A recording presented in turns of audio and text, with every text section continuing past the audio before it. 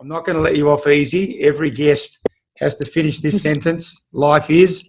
A miracle.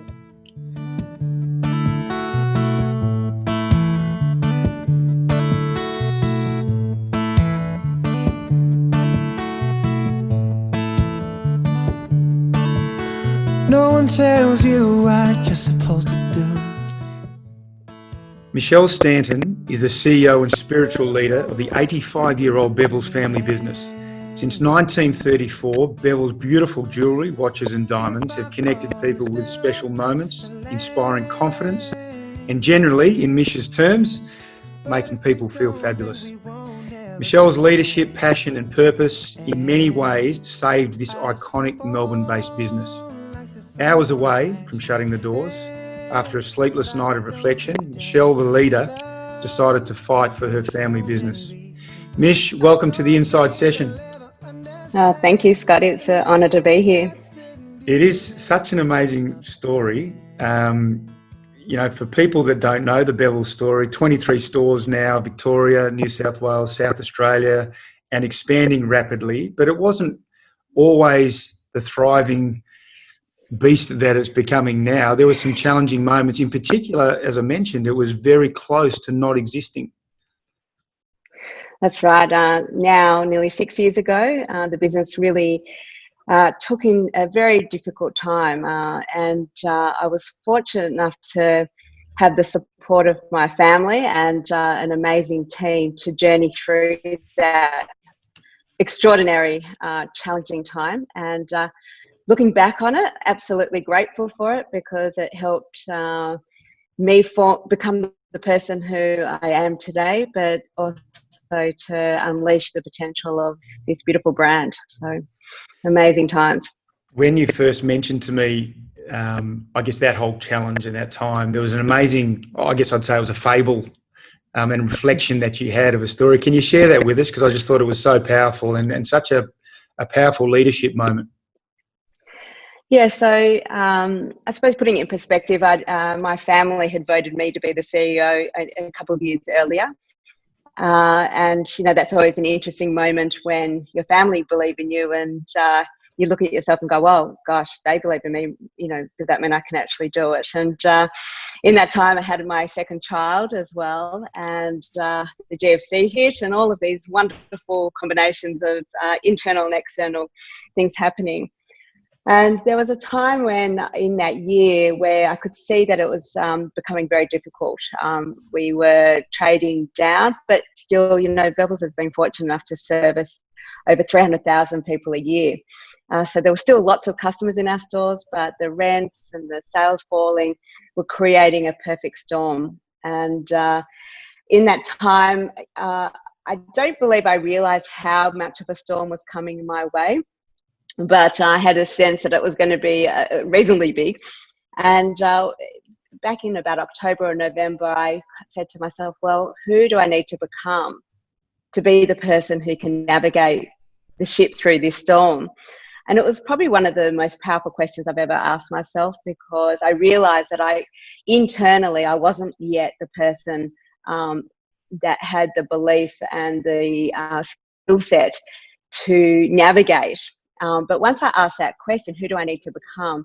It unleashed in me, a vision and a confidence to do whatever it took to save the business and find the answers that weren't really apparent at the time.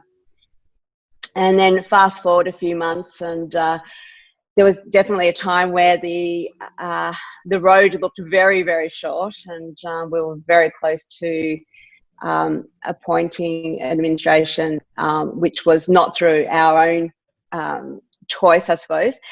And we came home that night, and I realised that there was still an opportunity.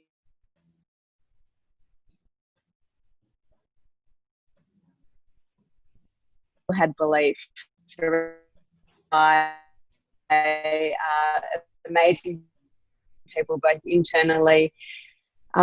We believed in the dream and save it, and that there was no one else who could do it other than myself. And I think I shared with you the fable, a mum going to save her rescue the mum. And miraculously, we saved the business, saved jobs, had an incredible result in paying people back, and get to live the story and live the dream today. What was the lesson out of it from a leadership point of view? If you were able to succinctly put it in a couple of sentences, what would be the life lesson or the leadership lesson that came from that time? There were so many, Scotty. I think, firstly, there was a moment about 3 or 4 months earlier than when I asked myself that question. I was lying on the floor in my dressing room. I was crying, couldn't get up. It was all too difficult. And my son, who was quite young at the time, came in and probably never really seen me in that state. He said to me, "Mum, what's wrong?" And I thought, I'll just tell him everything's going to be okay. And in that moment, I said to him, "You know what? I don't want this to be my story. I don't want this to be your story, that my mum was the person who, under her watch, failed an 85-year-old or 80-year-old business." I said, "I don't want this to be my story." And so literally, I remember I got onto my knees and then I got onto my feet and I was holding myself up and I said to him, "You know what? We can do this. I can change this result. I don't want this to be the story of our lives." And literally in that moment, it was like this amazing surge of energy and will to make a difference came through me. And then that really set a process of thinking outside of the box. The banks came and said, "Oh, we're not going to continue their support with us." And I had to go and find the money to pay them back quickly, and being resourceful and really having belief. I think it all came down to this word that I was just not going to have this as my story. I believed in the brand. I believed in our customers. I believed in my team. And there has to be a way. And I've just got to be the person who can find it. And once that started to unleash in me, it felt like I was being guided. Sometimes, miracles were happening all the time to make it possible for the Bevilles brand to continue. So a mixture of belief, dust yourself off, have your pity party for a few minutes, but then just keep going. If you're in love with the idea of what it could look like and it feels fantastic, then know that there is a way. Anyone that knows you knows that your positive energy attracts positive energy, and there's no doubt throughout that time. I think that's what happened. The legacy of a family business, the advantages, the disadvantages, the challenges that come with that legacy. I'm sure there's two sides to that coin. What's been your experience of continuing the legacy of Leo and Ray, your parents, and having that family ethos still running through the business? Look, I'm very lucky to say that the coin of being blessed is far greater than the other side. So that's very fortunate for me. From a very young child, I used to sit in my dad's desk and type away ads, dreaming why Bevilles was the place for you to shop. And so I always had a passion for it. And I joined it, pretty much straight after uni. So from that aspect, I was blessed with my mum and dad who believed in us as kids, wanted to give us the opportunity if we wanted it. My sister never wanted to be in the business, and that was always fine with them. So there was never a pressure to be a part of it. It was absolutely the conversations around the dinner table every day and all of that. My dad probably had a more difficult experience transitioning from his dad to himself. And he was very committed that he would do it differently with us. And so he really empowered us to take the steps to teach us when we felt ready. He was keen to let go appropriately, but always be there as a support. He's definitely my biggest cheerleader. He thinks, even when I really mucked up, and obviously I've had some real doozies in there, he still thought I was fabulous. And I think that goes a long way to to have belief. It was interesting. My brother's older than me. He was in the business before me. I was brought up with, there was never a thought that, a boy or the girl should be taking over a business. It was just whoever was going to be the right person if it was one of us. So there was no issues around that. And I've been blessed with my brother and I. We're very different people, but we really respect each other's uniqueness and idiosyncrasies, are graceful within that. And even when there was a time where it was a little difficult, it was probably a challenging time. And even then, I'm grateful for that because, we brought in, some external people just to help us navigate those difficult times. And I didn't believe that they really saw the potential of how we could work harmoniously together. So I ended up firing them all and said, no, I'm going to back myself and create a family business that I'm in love with. And we were able to do it. In preparing for this interview, I was thinking about just you as a leader and putting our friendship aside. And I thought, initially I was thinking about the transition of taking a business that was in a very delicate position and moving it from there. But also I thought, wow, if I was a girl growing up, just as an inspiring role model. But then I thought, no, it's actually much more than that. It doesn't necessarily need to be a girl looking at you as someone that they should follow.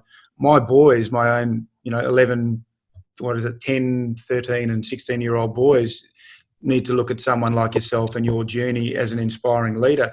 Does it surprise you still that I saw a stat 2 days ago that whilst there's been an increase in the amount of females on boards, I think it has increased in the last few years, but it's only gone now to 16%.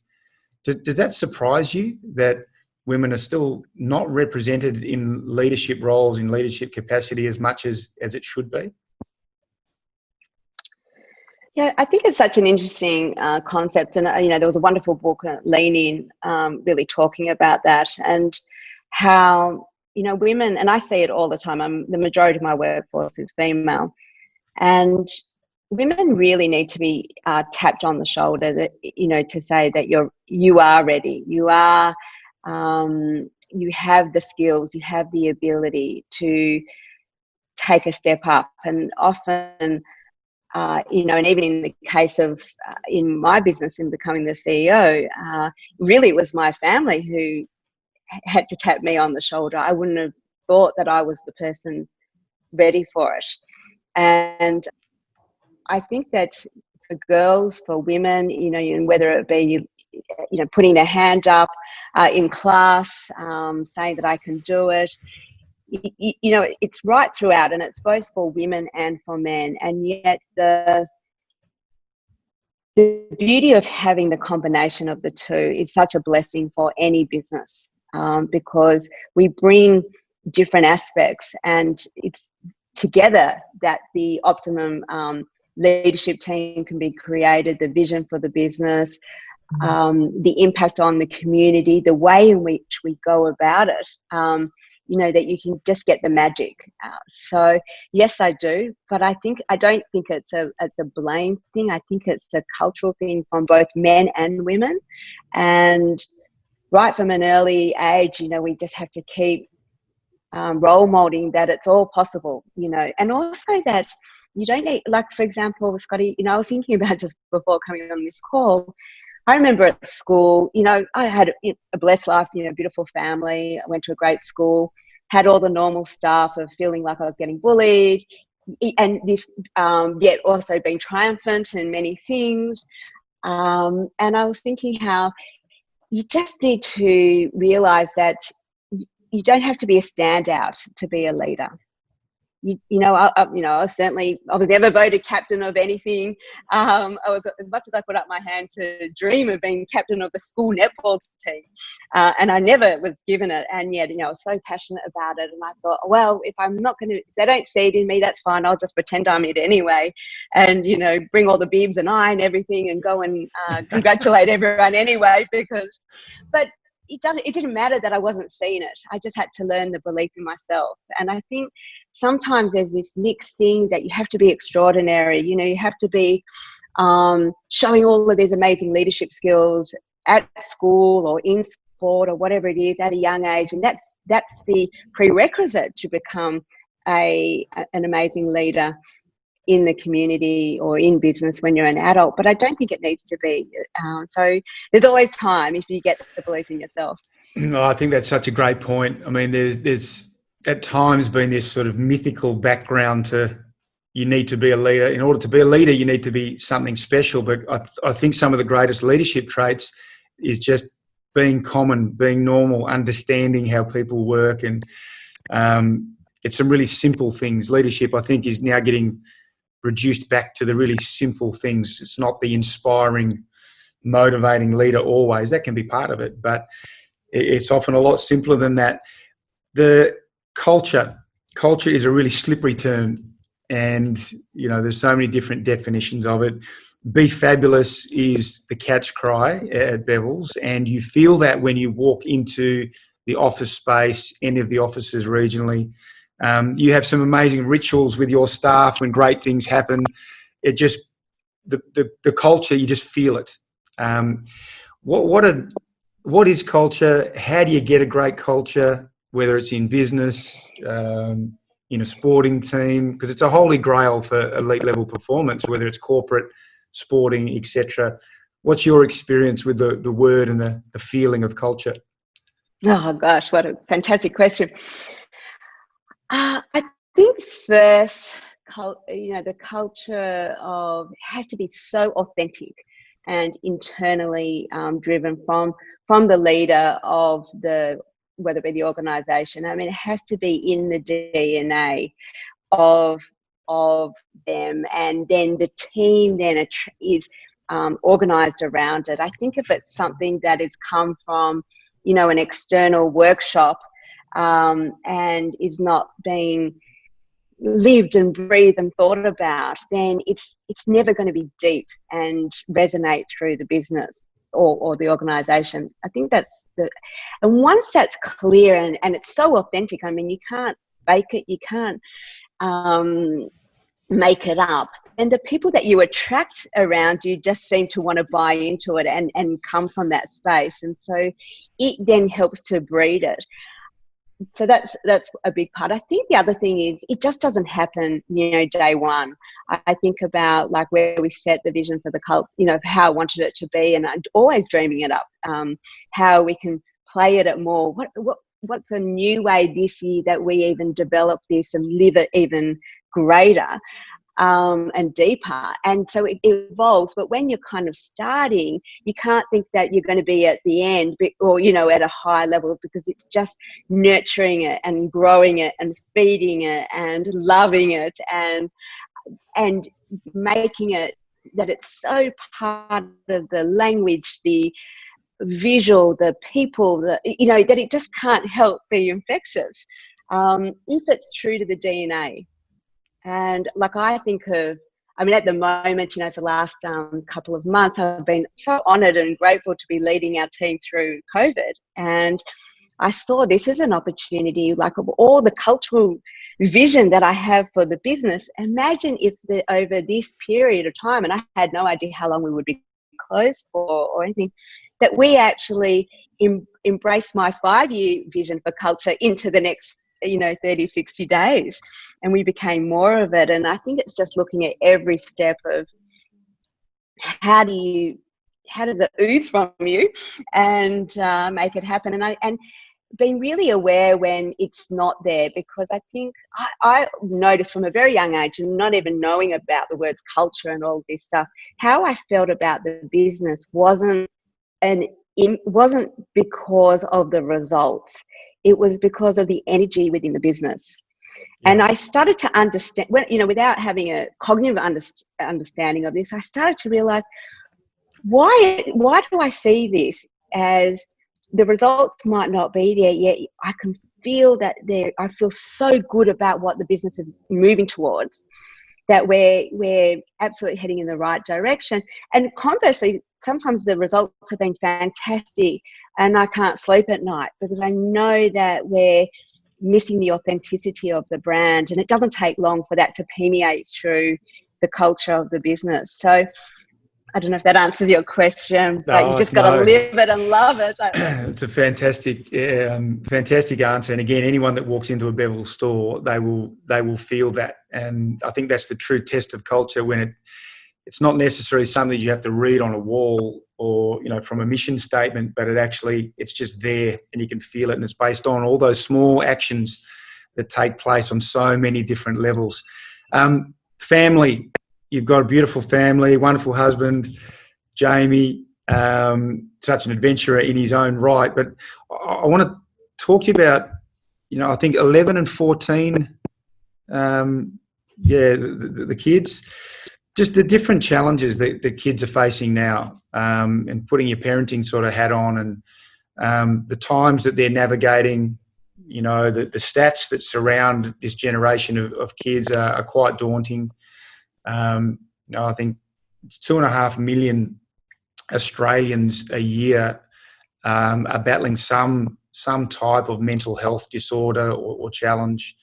Over 50% of mental health disorders manifest before the age of 14. It seems like it's a different environment and a different world that our kids are having to navigate now. What's your reflections and perspective on that as a very caring, holistic parent?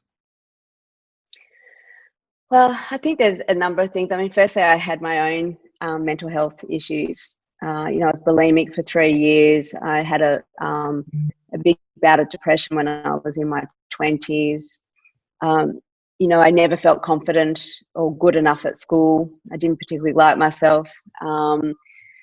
So I feel, as a parent, I'm acutely aware of it because it was such a part of my own story growing up. I think that, there is a real mixture of on one hand, and I'm an optimist, right? So on one hand, you have all of these stats that are so negative and contractive and spiraling down. And then on the other hand, I see in children also and young teenagers an incredible maturity, sense of care for others, and the possibility is just amazing, because they're exposed to what can be done and they actually don't have the limitations that we also had. So I like to have that kind of balanced view in approaching it. So that's the first thing. I think that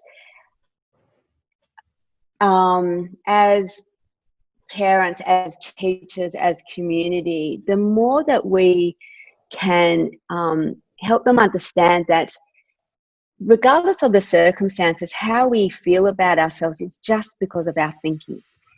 And if we can just align our thinking to thoughts that are more uplifting, more with opportunity, knowing that we are, it's such a gift that we are here and we've all got a gift to bring. And whatever that gift, whether how we want to make a difference in people's lives or make a difference to this earth or express ourselves creatively in whichever way it is, each one of us has that gift in us. And all we have to do is just unlock it. And it can be, one moment of unlocking with some clear teachings on how to restructure our thinking. I think that the pull of the environment can fall away, but it's just how we go about doing that and our commitment and passion to it. And I suppose that's where, when you and I met with LifeChanger, I mean, for me, it was just like, oh my goodness, this is a dream come true, to be able to make a difference. And I mean, my own purpose is to help inspire people to connect with all that's fabulous inside of them and to create the life that they love to live. That's what I go by every single day, and we have the opportunity everywhere. So I think when LifeChanger, when you came and talked to me about your dream, it was just like a perfect match. And each person, as an adult, as a community, as a teacher, as a business owner, as a family, we have that opportunity to help cultivate that with our children. So That's I like incredible. to feel balanced because what you've just described is, you know, the uncovering of your own sort of potential and gift, as you so beautifully put it. That's what led you out of a challenging space that you were in, and I think that's the hope of the foundation for any kid, any person, that they actually tap into that level of potential that exists inside every single person. At times, it can be challenging to see. So that moment for you, and I think your journey is quite incredible, because when you think that you actually have come from that, you know, a challenging space to where you are now, that's an incredible message for a lot of people to hear and understand. It's a hell of a journey, but that journey is in front of all of us. it is, and I think it's a combination of the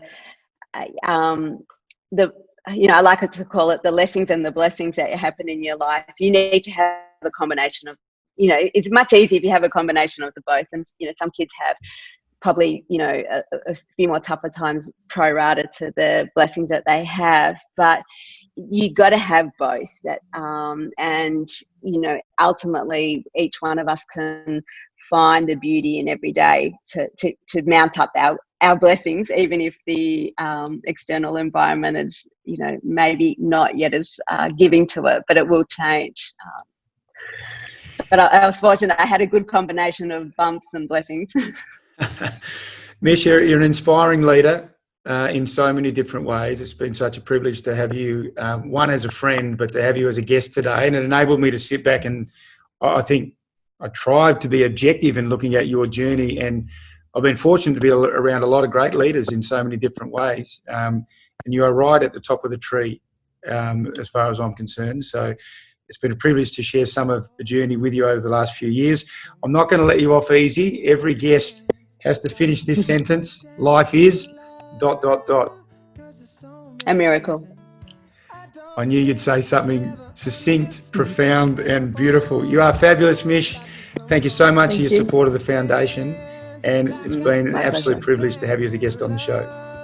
Thank you so much. Please remember, if you're ever in need of support, reach out to Lifeline or Beyond Blue. For more insight sessions, you can find us on all of the social platforms or at lifechanger.org.au. Thanks for joining us, and here's to a life well lived. I don't think I'll ever, I don't think I'll ever, I don't think I'll ever.